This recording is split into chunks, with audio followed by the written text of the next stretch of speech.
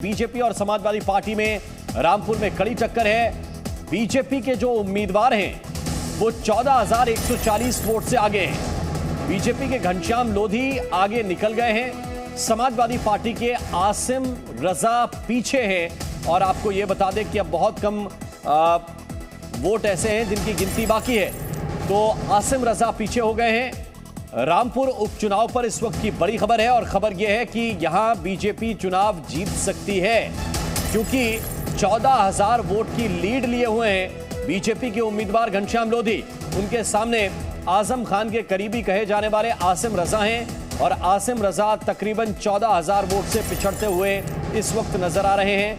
दोनों के बीच में लगभग 14,000 वोट का अंतर है और रामपुर में अगर बीजेपी की जीत होती है तो ये बड़ा उलटफेर एक तरह से होगा और बड़ी जीत बीजेपी की कही जाएगी, क्योंकि ये गढ़ माना जाता है आजम खान का।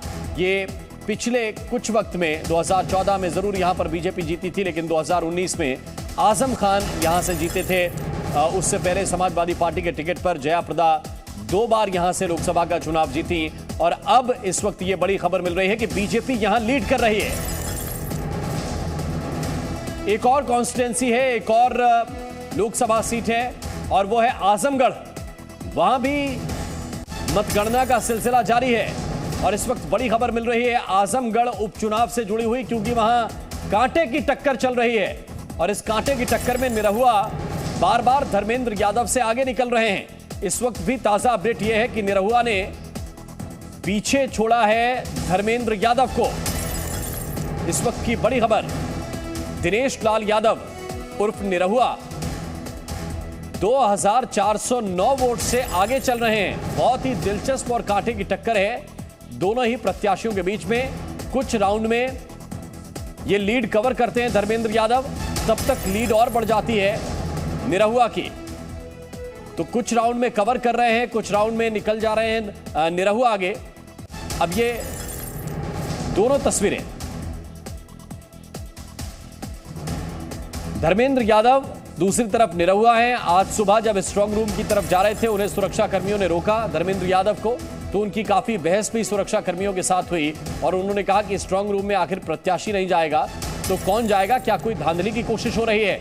लेकिन इन सबके बीच ये 2 तस्वीरें इस वक्त आपके सामने हैं। आजमगढ़ का चुनाव बहुत दिलचस्प है और इसमें दिलचस्पी इसलिए ज्यादा है क्योंकि जो बीएसपी के कैंडिडेट थे शाह आलम उर्फ गुड्डू जमाली, उन्होंने जिस तरह का चुनाव लड़ा है उसने धर्मेंद्र यादव के सामने मुश्किल खड़ी की है, क्योंकि जो कोर वोट बैंक माना जाता है समाजवादी पार्टी का कि मुस्लिम उनके साथ इंटैक्ट रहेगा, गुड्डू जमाली का जो व्यक्तिगत व्यवहार है और व्यक्तिगत उनकी छवि है, उसकी वजह से जो मुस्लिम वोट बैंक है वो गुड्डू जमाली की तरफ शिफ्ट हुआ है। और यही वजह है कि बीजेपी और सपा में इस वक्त बहुत ही दिलचस्प और कांटे की टक्कर है। 19-20 का मुकाबला लगातार चल रहा है।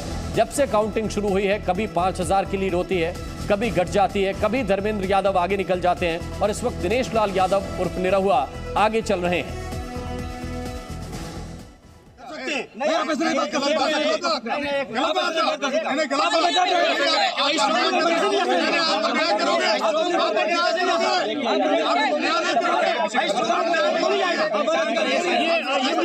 क्यों नहीं जाएगा?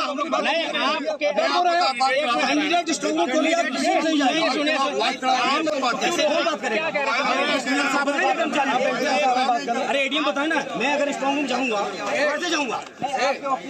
अरे मैं नहीं जा सकता। कैंडिडेट नहीं जाएगा, कैंडिडेट नहीं जाएगा, कैंडिडेट नहीं जाएगा। अभी दावत को दो, कैंडिडेट नहीं जाएगा। किस कानून से आए हो? आप बताओ।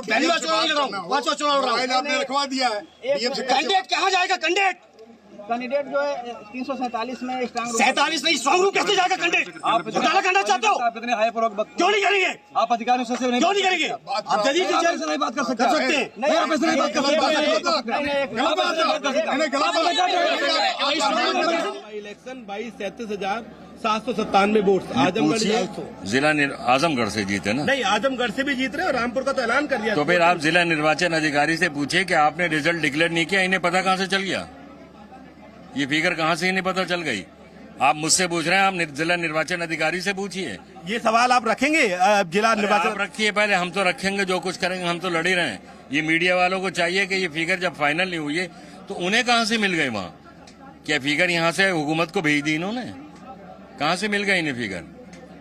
सर अब सुबह सुबह धर्मेंद्र यादव ने आजमगढ़ में कहा कि ईवीएम में गड़बड़ी है, स्ट्रांग रूम से ईवीएम बाहर ले जाई जा रही है। आपको अभी भी उम्मीद है कि ईवीएम के साथ कोई छेड़छाड़ नहीं हुई? नहीं, छेड़छाड़ हो सकती है। हमने मीडिया में भी कहा और एडीएम साहब को हमने फोन करके कहा था कि 25 जून को रात के 1 बजे से सुबह 7 बजे तक जो मंडी में जहां स्ट्रांग रूम है वहां राजनीतिक पार्टी के कार्यकर्ता बैठते हैं निगरानी के लिए एक कमरे में।